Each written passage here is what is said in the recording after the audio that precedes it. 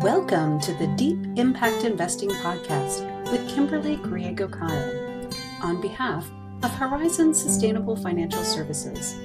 In this podcast, I discuss sustainable impact investing, how to create portfolios that match your values, and a variety of other topics such as financial education, environmental sustainability, social justice, and sustainable food systems. Do you want to know if your investments seek the kind of accountability from corporations that you demand? Listen in as I explore the burning question, are you investing like you give a damn? Hello and welcome to Deep Impact Investing with Kimberly Griego-Kiel from Horizon Sustainable Financial Services. Kim, what is going on?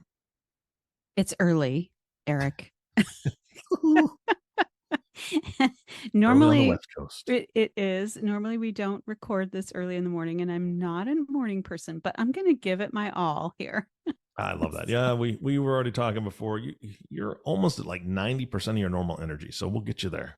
Yeah, it's, I've been sucking the coffee down so I can be, rapidly. I'm very passionate about today's topic, and you saw my notes, and so I did. I probably, I don't know. We'll see how it goes. I'll try not to get a little crazy, but I think you're gonna like the title I have created for today. Give it to me. Okay. I have decided that this podcast should be titled W.T.F, meaning what? Go ahead. Yeah, what the Fahrenheit? Do you like it? I love it. It's cheesy enough as a dad that it's almost like a dad joke kind of thing, right? But it's very poignant, as we'll find out. What the Fahrenheit? What the Fahrenheit? Yeah. I know it's been all over the news, and it's a few days after the 4th of July, and it's been pretty hot. Yes. In so many locations in the United States. And July 3rd, let's just go back to Monday, July 3rd, it was the hottest day ever recorded on the planet. Hottest day yes ever recorded since the beginning of recordings. Yes. Yeah. Yes. And you think, oh, okay, depending on where you live, that might make sense or not.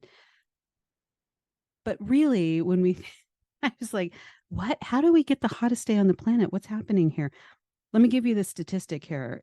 The average global temperature on Monday was 17.01 degrees Celsius or 62.62 degrees Fahrenheit, which doesn't sound really hot. But we are, again, averaging Antarctic temperatures, the southern half of the planet where it's winter, and, of course, the northern hemisphere where it's summer. Mm-hmm. Hottest day ever. The last time we had a hottest day recording was in 2016. So here we are, hottest day ever. When I was doing some reading about this, insane, really. Just get all worked up. I gotta take a deep breath here. It's like it's so interesting to see what's happening here. Interesting and scary. I know I talk a lot about climate change on the podcast, but until we as humans really understand how much of a problem this is, and we really get into a corrective action scenario, we're really looking at an Earth that's becoming more uninhabitable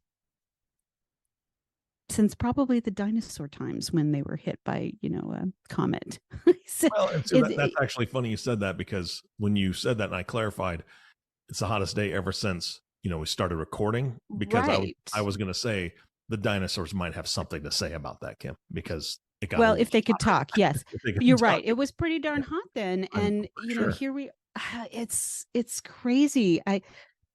The data for this comes from the U.S. Centers for Environmental Prediction, I have to get that last word right because, you could replace that with a few things. But who are these people that do this? The United States National Centers for Environmental Prediction.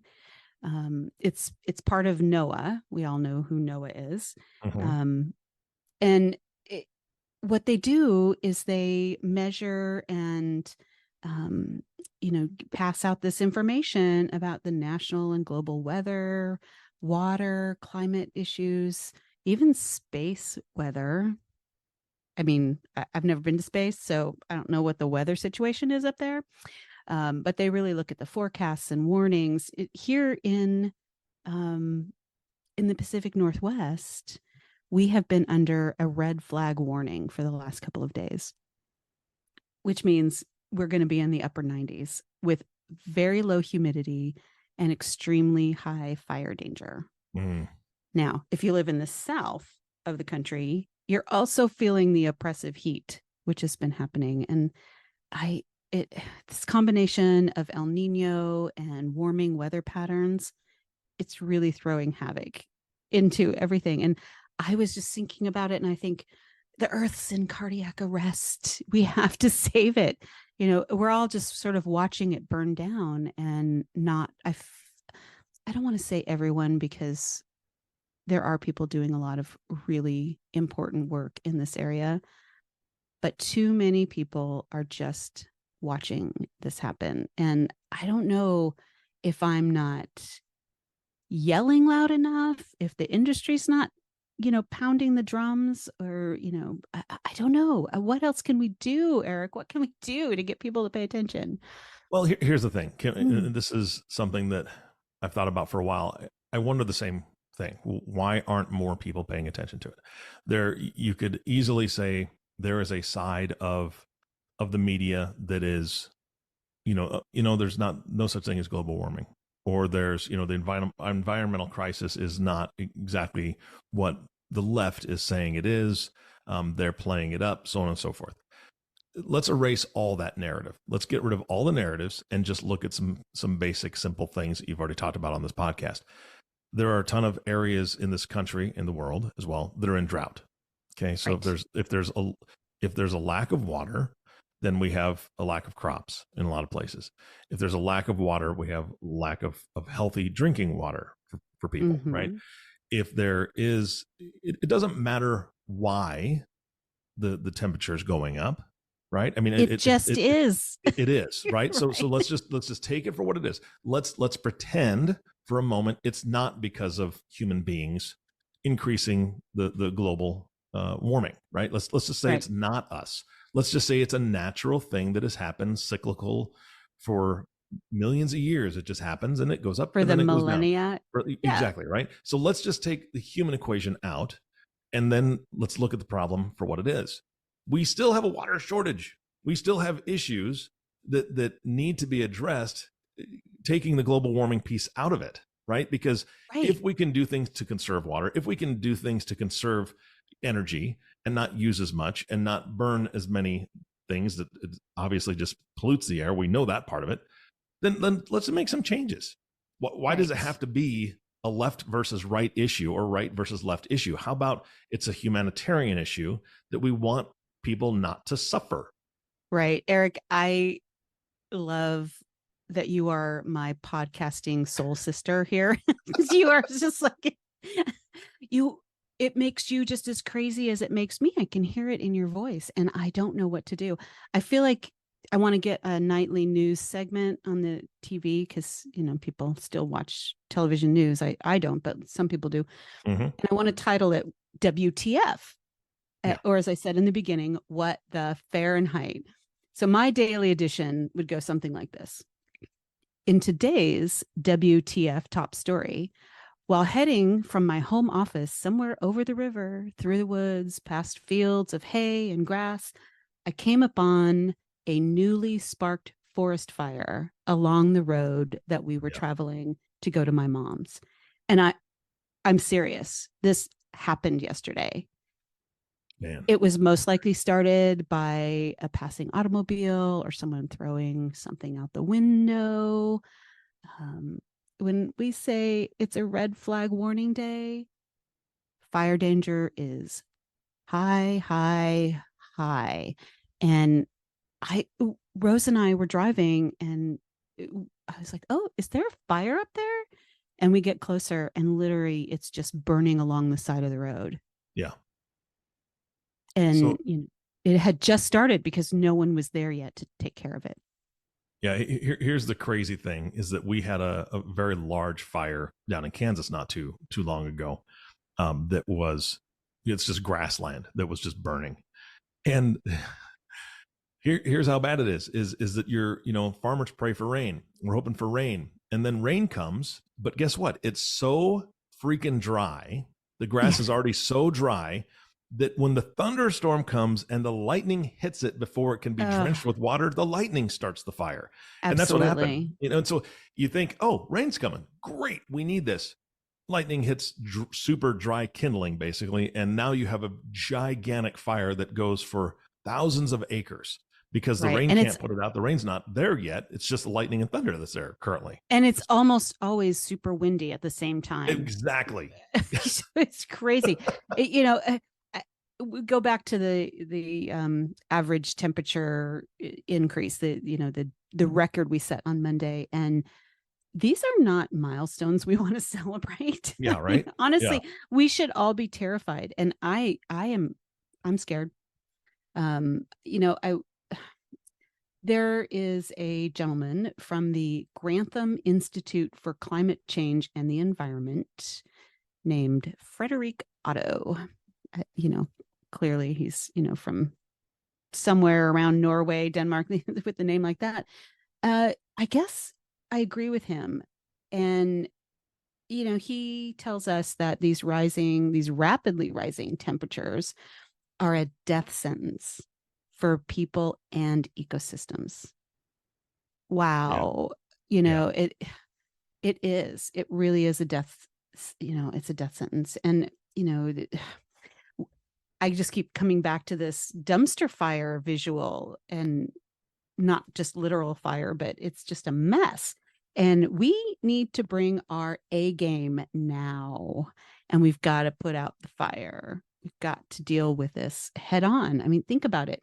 Rising temperatures are fueling environmental degradation, natural disasters that we just mentioned, the weather extremes, food and water insecurity, as you just mentioned, economic disruption, conflict, terrorism, all connected. Sea levels are rising. The Arctic is melting. Coral reefs are dying. The oceans are acidifying and forests are burning. We're losing biodiversity. We have droughts, we have floods, all sometimes in the same location in a 1 year period.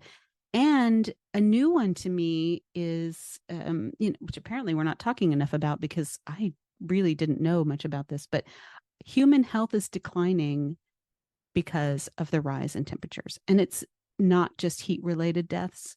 It has a lot to do with the air we're breathing. And, think about the northeastern part of this country, actually kind of into the Midwest, because my son's up in Madison, Wisconsin, and the air quality has been terrible from the fires in Canada. Yeah. They don't expect that to go away anytime really soon. Ooh. So to answer your question from earlier, what is it going to take, right? Yeah. The problem is that I think human nature a lot of times makes us very selfish. And if I'm not suffering, then I don't see the problem. And maybe it's not that we're purposefully turning a blind eye. Some people are, but it's not that we're purposely turning a blind eye. It's a lot of times we just don't see it because it doesn't affect us. So for one example, I loved how this worked out.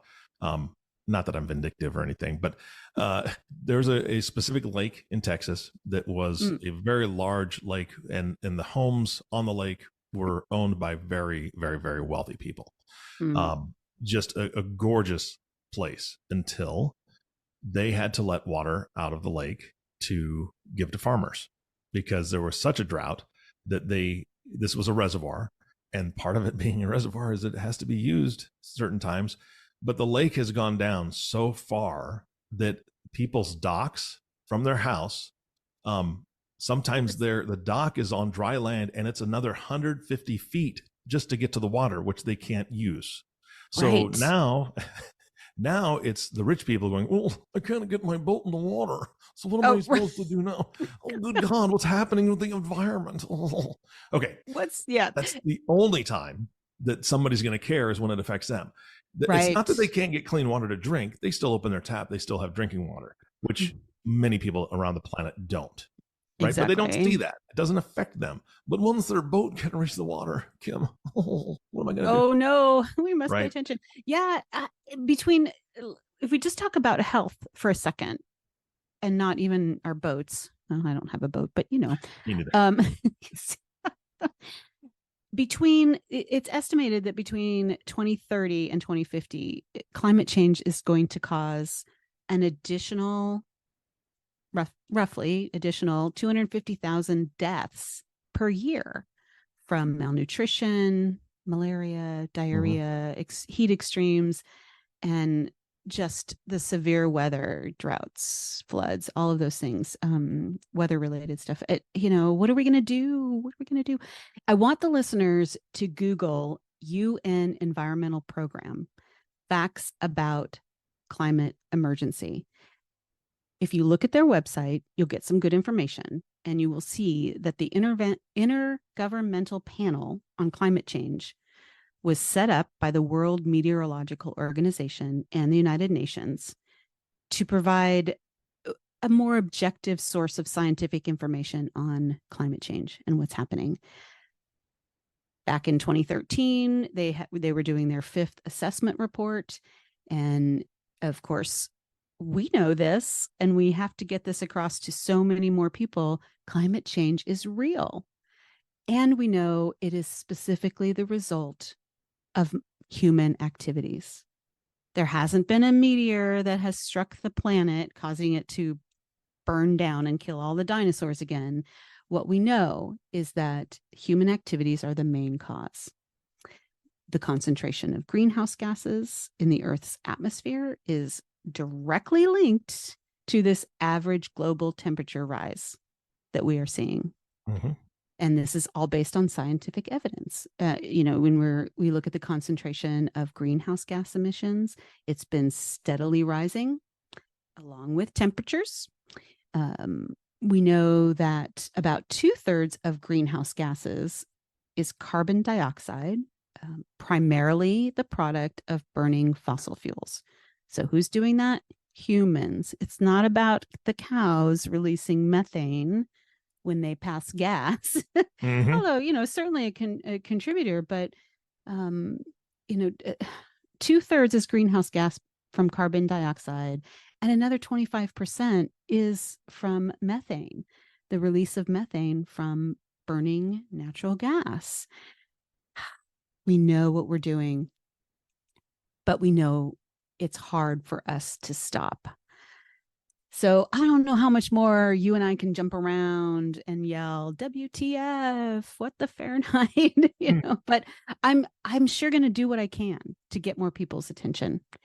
And I feel like many in the scientific community and the impact investment industry, some of us are getting a little fatigued, but we cannot stop now. Yeah. On July 5th, yesterday, 2 days after the record global temperature, the United Nations trade body called for more support in developing countries and in attracting investments in renewable energy. Because if we don't work with developing countries in getting less reliant on fossil fuels, it's going to be even harder to not hit the Paris Accord agreement of capping rising temperatures at 2 degrees Celsius. It's just it's all connected. It's everything we do is going to be connected. What else do we know? What else do you need to know about the climate emergency, Eric? What do you need to know? Kim, there's so much. Here's the thing: is that I don't know. You said that, people in your circles are kind of getting tired, right?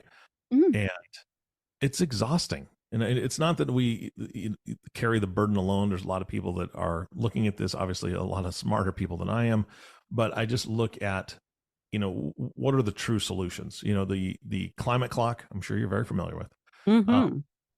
There's only 6 years left on that sucker, and that's, they say they'll adjust it, right? If we cut down emissions, they adjust it so there's more time. If we don't decrease it, or the emissions increase, then the clock's going to go down faster than it normally would be ticking by.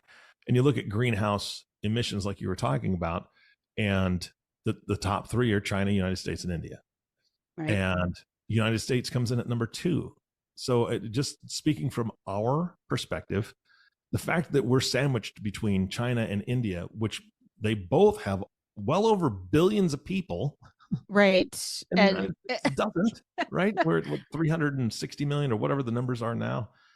we need to see There's a that lot as a we can problem. do. Yeah. I mean, Yeah. right. Yeah. Let's do a comparison of countries that have as many people as we do. What is their average emission? What does that look like? And how do we try to cut down to that point? Yeah. We've had so many subjects on this podcast before, in previous podcasts. You've got tons of great information. I'd love to be able to sift through all of it and say, is there a solution? But if you look at electric cars, which is a great alternative, but they're priced out of most people's price range still. They at this absolutely point. are. And And I want to say a little side note about that, yeah, because, I have a hybrid electric. We know that. I've been talking about it. I just learned that the price I paid for that vehicle was below the national average for a vehicle now. And I have never paid this much for a car, ever.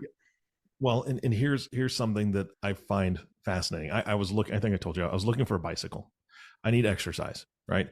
So I need to burn some of my own fat off this body, and do that by bicycling. But I wanted a bike that was both a bicycle and electric, right? And I Oh, found really good deals. Now I like to shop local, but all the local prices were way too high. Let's just be honest. It was right. out of my price range.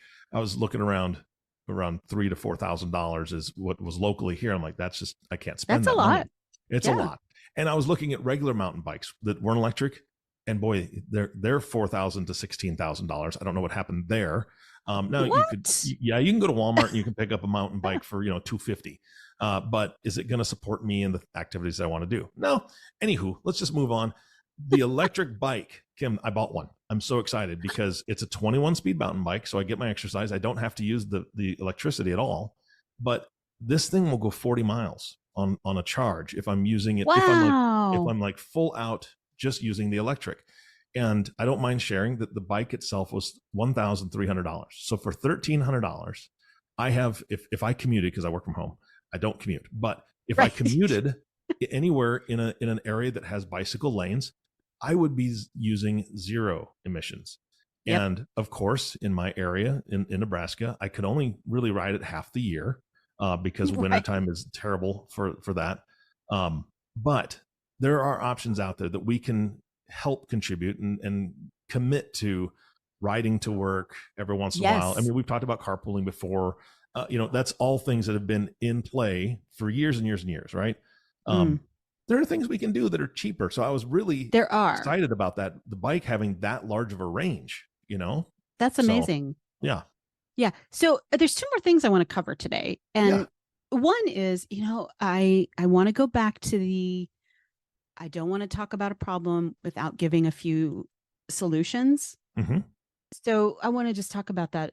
You talked about the electric bike that was on my list, right? And one of those things. Also, we collectively need to support alternative energy, reducing climate risk in our portfolios. We can help you with that. I'm just going to say that now. At Horizons Sustainable Financial Services, we are here to help you look at your portfolio to make sure your investments are working to limit climate change.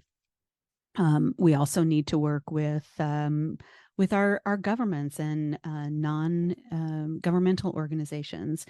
We have to support the infrastructure in the U.S. for low and middle class families, especially in minority communities and other wealth disadvantaged families, in helping them convert to alternative energy sources as well. If we just think about our personal consumption of fossil fuels, and here is where you come in with your bike, we have to cut that by 25% just to start. Probably we have to do more, but if we can look at our own personal consumption in some way, does that mean walking more? Does that mean getting an electric bike? We also want to know where the energy is coming that is charging your electric bike. Because if the primary source of your local energy is,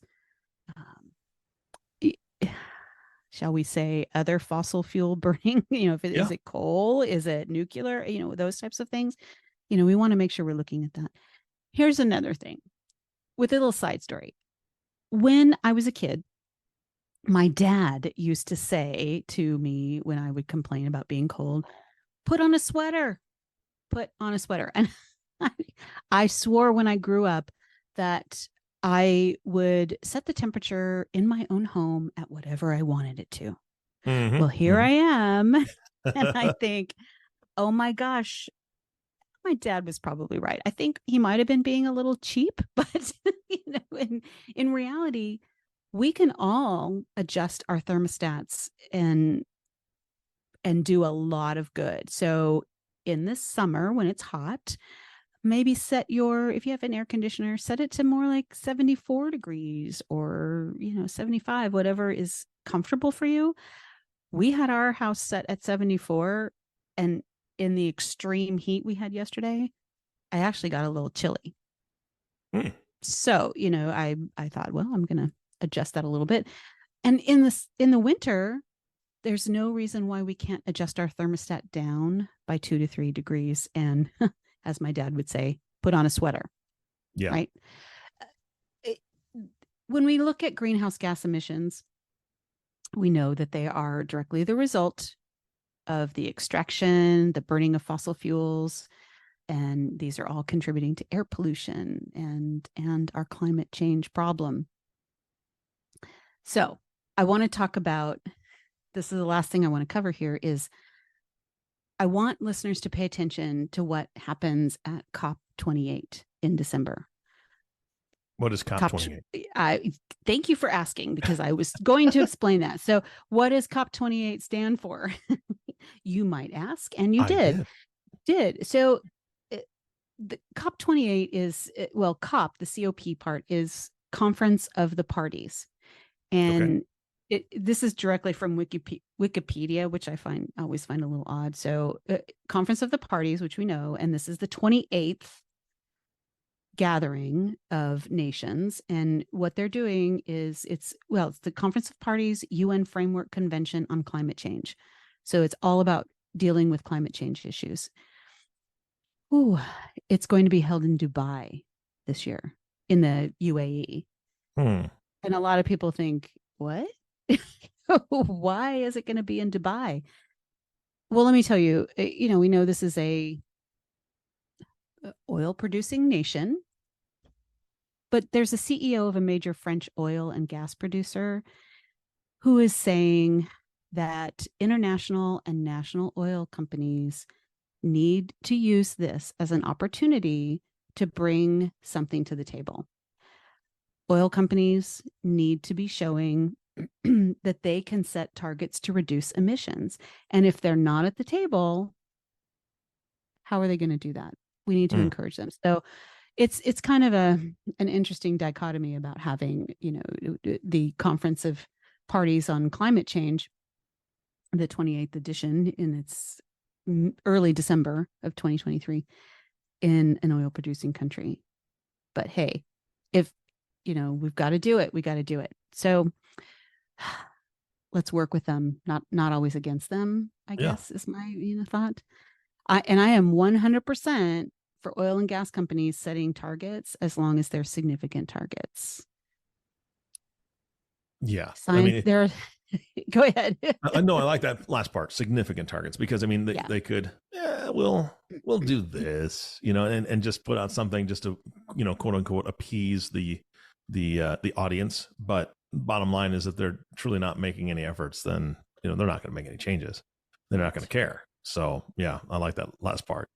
Yeah. If you want more ideas, as a listener, if you want more ideas on what we can do to mitigate climate change and in our own personal efforts, I think podcasts 65 and 36 are the two where I very specifically talk about things that we can personally do.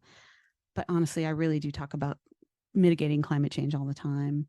We know, of course, the vast majority of emissions from oil and gas producers are in. I want to talk about this piece related to COP28 too, before we wrap up. But it's the vast majority of emissions from oil and gas are produced from the actual burning and consumption of fossil fuels. We call that Scope 3 emissions. We've talked about that before. There's also emissions from extraction and production, which are typically about 15% of a company's overall carbon footprint. That's scope 1 and 2, or scopes 1 and 2.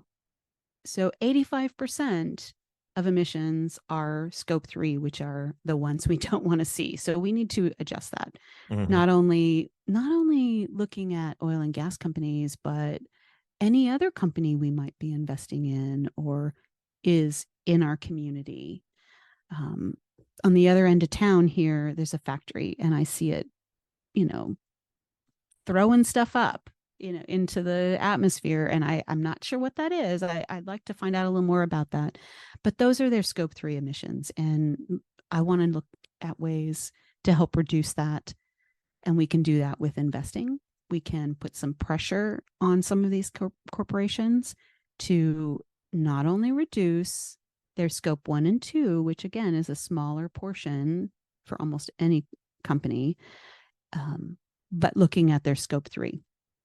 So I'm calling on all of you listeners to look at your investments and see how you can personally decarbonize your portfolio. We can absolutely help you with that. At Horizons, we are here to help. So you can call us 505-982-9661. You can email info@horizonssfs.com, or send us a snail mail letter if you want to, but do it, or talk to your advisor. So honestly, if there's one takeaway from this podcast, I want it to be this. It's the responsibility of all humans to change and heal the damage we've done for the last 100 years. So, listeners, please share the podcast, tell your 5 closest friends about this podcast, or tell them W.T.F and how they can make a difference. Yeah. That's what I got today. Yeah, no, I think that's a perfect way to wrap it up. It is important. I do ask on this podcast for people to share this. That is one small thing that folks can do, and then hopefully get together and chat about it, because there's other things that can be done. And again, Kim, you gave out contact information. If they want to know even further what they can do, please reach out to Kim and or Johan and see what else you can do within a portfolio to make a true difference. So Kim, thank you so much for the info today. I thought you brought the energy, even though it's early. Great job. It is early. And I finished my second cup of coffee, and now it's not as early, so I'm really awake. All right, you ready for the day? Yes. Thank you, Eric, for being so passionate with me and understanding, and also wanting to get the word out. Thank you. All right, that's how changes are made. People getting together and talking about it. Let's do it. Again, Kim, thank you so much. And of course, our last thank you goes to you, listening audience. Thank you so much for tuning in and listening to the Deep Impact Investing Podcast with Kimberly Griego-Kiel. If you have not subscribed to the podcast yet, please click the subscribe now button below. This way, when Kim comes out with a new podcast, it'll show up directly on your listening device. And we humbly ask that you share this podcast, rate it, and leave a review. This actually does help others find the show. Again, thank you so much for listening today. For everyone at Horizon Sustainable Financial Services, this is Eric Johnson reminding you to live your best day every day. And we'll see you next time.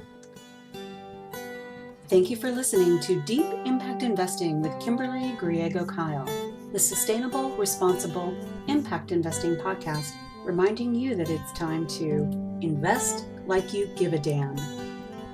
If you have questions about this podcast or topics you'd like to hear addressed on an upcoming podcast, please email me at kim@griego-kiel.com.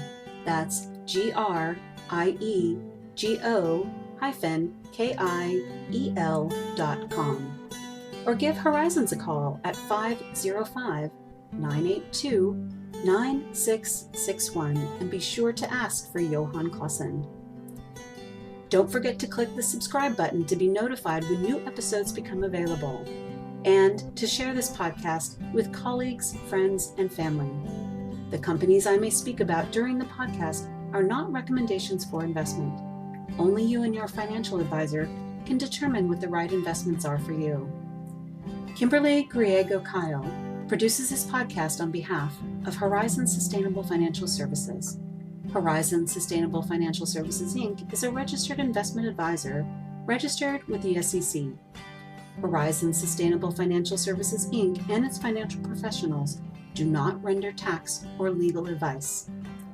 The information covered and posted represents the views and opinions of the host and/or guests and does not necessarily represent the views and opinions of Horizon Sustainable Financial Services, Inc.